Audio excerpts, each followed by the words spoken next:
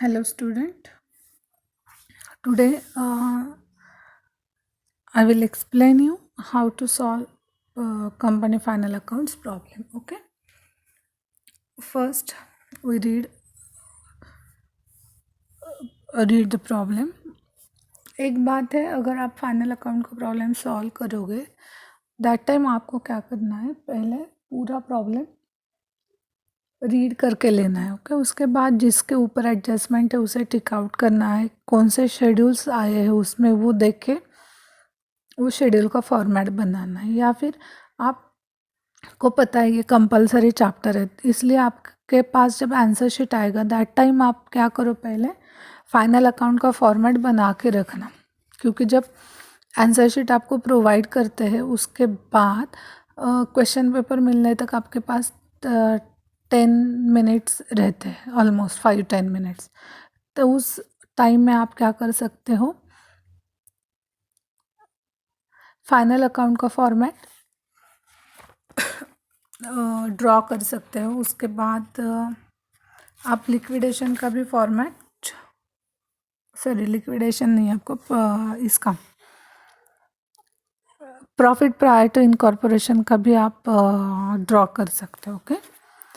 तो प्रॉब्लम कौन सा है यहाँ पे, Activa limited Ajmer was incorporated with an authorised capital of ₹20 lakh. Authorise capital कितना है, 20 लाख है. एथोराइज कैपिटल कभी भी हम ये इसमें नहीं लेते कि जब हम फाइनल काउंटिंग करते हैं अमाउंट का, वहाँ पे हम एथोराइज कैपिटल ऐड नहीं करते हैं. ओके. बैलेंस शीट की जब टोटल करते हैं सॉरी बैलेंस शीट की जब टोटल करते हैं दैट टाइम हम कभी भी एथोराइज कैपिटल उसमें ऐड नहीं करते हैं. जब भी हम एथोराइज कैपिटल लिखेंगे उस टाइम उसे डबल अंडरलाइन करना है. इसका मतलब वो हम टोटल में नहीं लेंगे. ओके. 20 लाख एथोराइज कैपिटल है और वो 20,000 इक्विटी शेयर ऑफ ₹100 ईच में डिवाइड किया हुआ है. Okay. The following ledger balance to have been extracted from their books as on 31st March 2019. Okay. Particular amount. Share capital 15 lakh. Fully called up share capital है 100 rupees का एक share है. Okay. Then debenture redemption reserve 1,40,000. Provision for gratuity 13,000 and vehicles है 1 lakh. Okay. एक page पे था ये सब, मैंने बोथ साइड का आपको रीड करके बताया. अब नेक्स्ट पेज लेते हैं.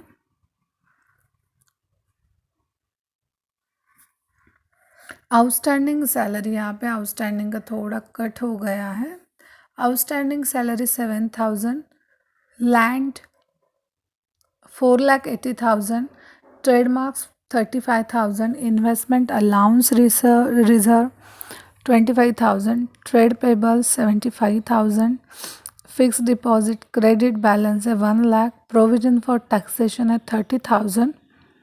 करंट इन्वेस्टमेंट इन शेयर्स है 10,000 and long term loan from central government 90,000 है. कैश ऑन हैंड 5,700 है. डिपॉजिट विथ कस्टम अथॉरिटीज़ जो है वो है 3,200. कॉल्स इन एरियर्स है 12,000. Bills payables 14,000. Bills receivables 6,800. Plant and equipment 5,70,000. Interest accrued on investment 6,000. Capital work in progress 54,000. Stock in trade 43,000. Margin money 7,300. Share premium 25,000. Okay. उसके बाद security deposit debit balance है 80,000. Trade receivables है 2,86,000. 6% debentures है 3 lakh. Goodwill है 75,000, bank balance with current account है 27,000, other income received in advance 3,000, development rebate reserve 1,20,000, unclaimed dividends 6,000, proposed dividends 29,000, buildings 3,20,000, cash credit and overdraft from bank short term 20,000 है, investment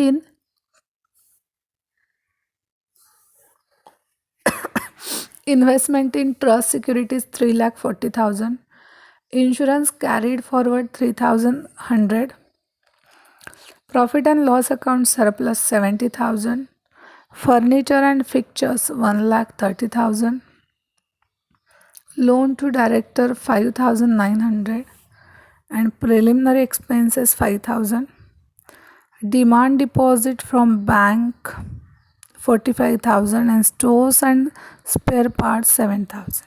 Okay, and additional information is, first one is the long-term loan taken from central government is secured by a charge on plant and equipment. Second one is 6% debentures have been issued by creating a floating charge on the assets of the company. And third one is preliminary expenses are to be written off against the balance of profit as per accounting standard 26 and not to be carried forward. Okay. You are required to prepare a balance sheet as at 31st March 2019 of the company as per Indian accounting standards in accordance with Division 2nd to the Schedule 3rd of Companies Act 2013. Okay. उसके बाद अब हम क्या करेंगे, problem solve करते हैं. अब हम जब सॉल्व करेंगे तब हमें क्या करना है, पहले फॉर्मेट ड्रॉ करना है जो आपको स्क्रीन पे दिखाई दे रहा है. बैलेंस शीट का फॉर्मेट है. अभी हमें सिर्फ बैलेंस शीट बनाने को बोला है, प्रॉफिट एंड लॉस अभी हम इस प्रॉब्लम में नहीं बनाएंगे. ओके, तो पहले बैलेंस शीट का फॉर्मेट हम कैसे बनाएंगे, जहाँ पे आपको स्क्रीन पे दिखाई दे रहा है वैसा फॉर्मेट आपको बनाना है. और उसके बाद नोट्स बनाने हैं, जैसे मैंने आपको एक्सप्लेन किया था लास्ट लेक्चर कि शेड्यूल बनाने हैं हमें. 16 शेड्यूल बनाने हैं. प्रॉपर्टी प्लांट एंड इक्विपमेंट का है, कैपिटल वर्क इन प्रोग्रेस का होगा, गुडविल का होगा, या फिर टेंजिबल और इनटेंजिबल एसेट्स का होगा, कैश का होगा, loans short term long term, ऐसे उससे रिलेटेड जो भी शेड्यूल्स है, 16 हो, 17 हो, 21, वॉटेवर जितने भी शेड्यूल्स है आपको बनाने हैं. एक बात है फाइनल अकाउंट की, आप जितना प्रैक्टिस करोगे उतना आपको यूज टू हो जाएगा. ओके, पहले ही प्रॉब्लम में आपको थोड़ा कन्फ्यूजन हो सकता है या फिर लग सकता है कि यार कितना बोर चैप्टर है, लेकिन बहुत इजी और सिंपल प्रॉब्लम है, लेकिन इसके लिए प्रैक्टिस बहुत ज़रूरी है. ओके, तो पहले हम क्या करते हैं, आपको स्क्रीन पे दिखाई दे रहा है फॉर्मेट बनाना है. ऊपर आप हेडिंग क्या दोगे, in the books of Activa limited Ajmer balance sheet as at 31st March 2019. ये वर्टिकल फॉर्म है. अगर आपको नहीं लिखना है ब्रैकेट में, नॉट नेसेसरी कि in vertical form prescribed under division 2nd to the schedule 3rd of company act 2013, not required. अगर आपको पॉसिबल है आप राइट डाउन कर सकते हो, अदरवाइज इग्नोर भी कर सकते हो. सिर्फ आपको कंपनी का नेम लिखना है. ओके, देन रेफरेंस नंबर का कॉलम हमेशा ब्लैंक रहेगा, सिर्फ आपको हेडिंग देना है reference number. Then particulars, note number. Note number is mandatory और कंपलसरी, ताकि हमें पता चलता है नोट नंबर से कि ये कौन से शेड्यूल का नोट है. मतलब नॉन करंट असेट में है तो ये प्रॉपर्टी प्लांट 1 नंबर का है, work in progress 3rd number का, या 4 number intangible asset under development का है. ओके, तो note number is very important. Then figures as at the end of current reporting period and figure as at the end of previous reporting period. But हमें हमेशा क्या करना है, जो current reporting period होता है उसमें ही हमें अमाउंट राइट डाउन करनी है. Okay. Previous year reporting period का जो कॉलम होगा वो हम खाली रखेंगे. ठीक है. तो स्क्रीन पे दिखाई दे रहा है आपको, मतलब ऐसे आपके फुल स्केप का 1-2 पेज आपको ऐसे बना के छोड़ देना है. ओके. मैं क्यों ऐसे बोल रही छोड़ देना है, ताकि हम क्या कर सकते हैं, पहले हम नोट बनाएंगे. ओके. या फिर आप और एक काम कर सकते हो, फॉर्मेट बनाओ. फर्स्ट क्या है, non current asset, write down it. Second है करंट एसेट. ओके. उसके बाद उस बायफरगेट है इक्विटी एंड लायबिलिटी, मतलब एसेट साइड होगी, फिर equity and liability, liability side, उसमें equity, non current liability, current liability. Okay. ऐसा फॉर्मेट है. तो पहले हम क्या करते हैं, वर्किंग नोट बनाते हैं. ठीक है. तो वर्किंग नोट में क्या है, पहला प्रॉपर्टी प्लांट एंड इक्विपमेंट. अब ये प्रॉपर्टी प्लांट एंड इक्विपमेंट किस में जाता है, हमारे नॉन करंट एसेट में. किस में जाता है, नॉन करंट एसेट में.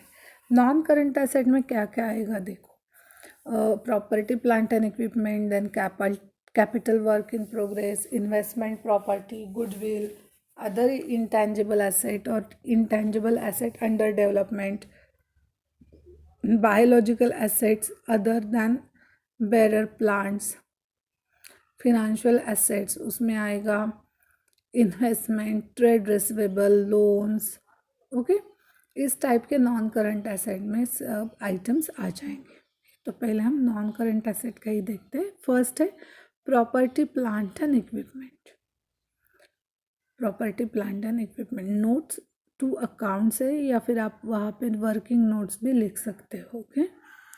तो पहला क्या होगा, प्रॉपर्टी प्लांट एंड इक्विपमेंट में अब हम क्या करेंगे, ये नोट बनाने हमें.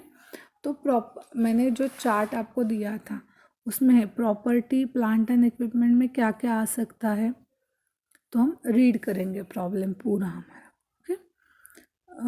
शेयर कैपिटल नहीं आ सकता, ऑब्वियसली नहीं आएगा.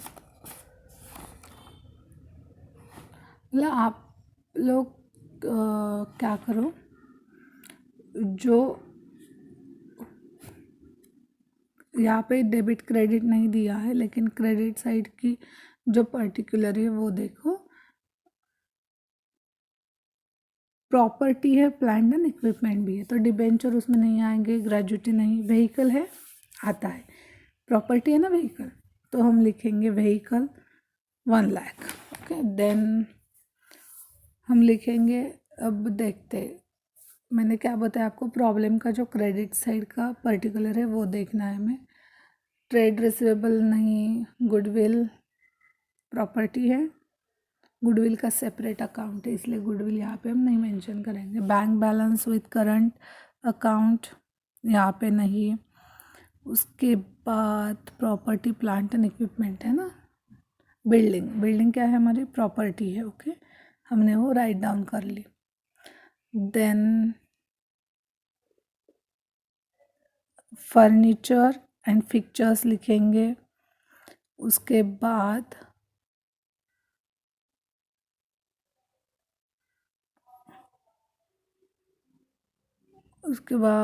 और क्या है, देखते हम और क्या हो सकता है. प्लांट एंड इक्विपमेंट है देखो 5070 लाख.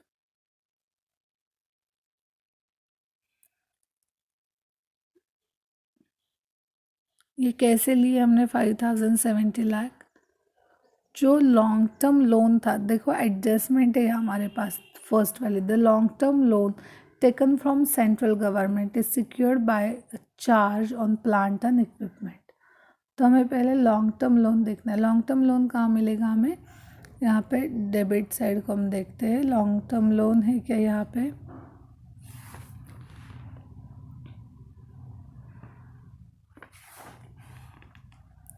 देखो यहाँ पे एडजस्टमेंट दी है, लेकिन हमारे क्रेडिट सॉरी डेबिट साइड को देखो, प्लांट एंड इक्विपमेंट 5,70,000 दी है, एज इट इज़ वो हम राइट डाउन करेंगे। ओके, तो हो गया हमारी लैंड हो गई, प्लांट एंड इक्विपमेंट हो गया, vehicle, building and furniture and pictures हमने नोट डाउन कर ली।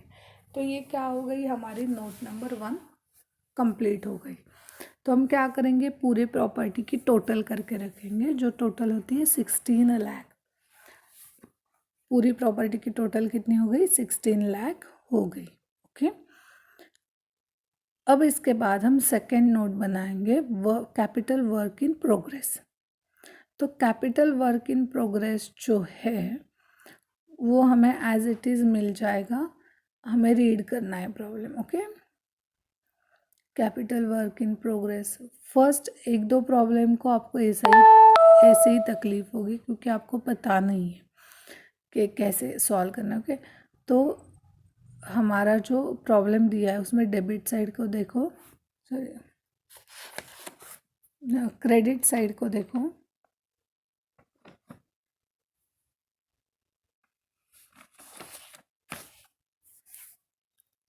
डेबिट साइड को है capital work in progress 54,000। Okay, तो उसके बाद कोई और इसके ऊपर एडजस्टमेंट नहीं, इसलिए हम वो क्लोज कर देंगे, नोट मतलब टोटल कर देंगे वो नोट की।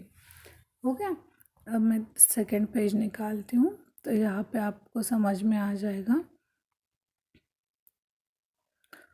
सेकेंड नोट, थर्ड नोट है गुडविल।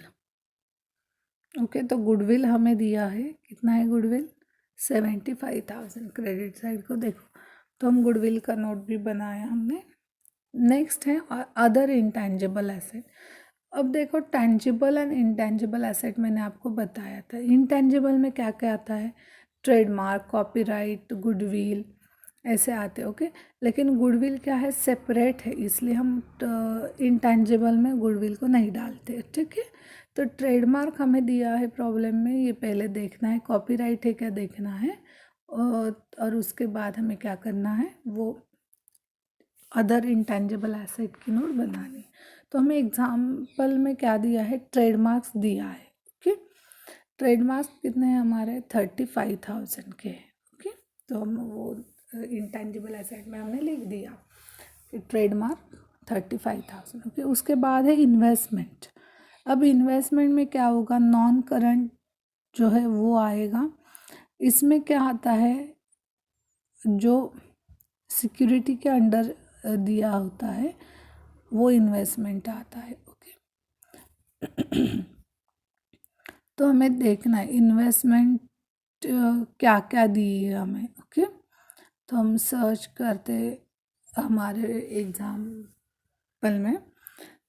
अब देखो, मुझे पता है कहाँ कौन सा आइटम आ सकता है, तो मैं सडनली वो देख सकती हूँ, लेकिन आप लोगों को प्रैक्टिस की ज़रूरत है। ओके, तो हम क्रेडिट साइड को देख सकते हैं, investment in trust securities 3,40,000। Okay, उसके बाद लोन्स है, लोन्स में लॉन्ग टर्म, शॉर्ट टर्म, और क्या बोलते हैं उसे, फिर नॉन करंट और करंट एसेट आएगा। ओके, तो लोन में है सिक्योरिटी डिपॉजिट, देखो डेबिट बैलेंस दिया है और फिक्स डिपॉजिट का क्रेडिट बैलेंस है, तो हम यहाँ पे सिक्योरिटी डिपॉजिट डेबिट बैलेंस लेंगे 80,000। उसके बाद अदर नॉन करंट एसेट में आएंगे हमारे प्रिलिमिनरी एक्सपेंसेस 5,000। ओके, और उसके ऊपर लास्ट एडजस्टमेंट है, देखो एडजस्टमेंट क्या है, प्रिलिमिनरी एक्सपेंसेस, थर्ड वाली एडजस्टमेंट है, आप लोग को देखो, preliminary expenses are to be written off against the balance of profit as per accounting standard 26 and not to be carried forward. Okay, तो हमें प्रिलिमिनरी एक्सपेंसेस लेने हैं, लेकिन उसे क्या करना है, कैरिड फॉरवर्ड भी नहीं करना है। ओके, तो मतलब जितने हमारे प्रिलिमिनरी एक्सपेंसेस है उसमें उतनी ही अमाउंट हमें लेस करनी है। ओके,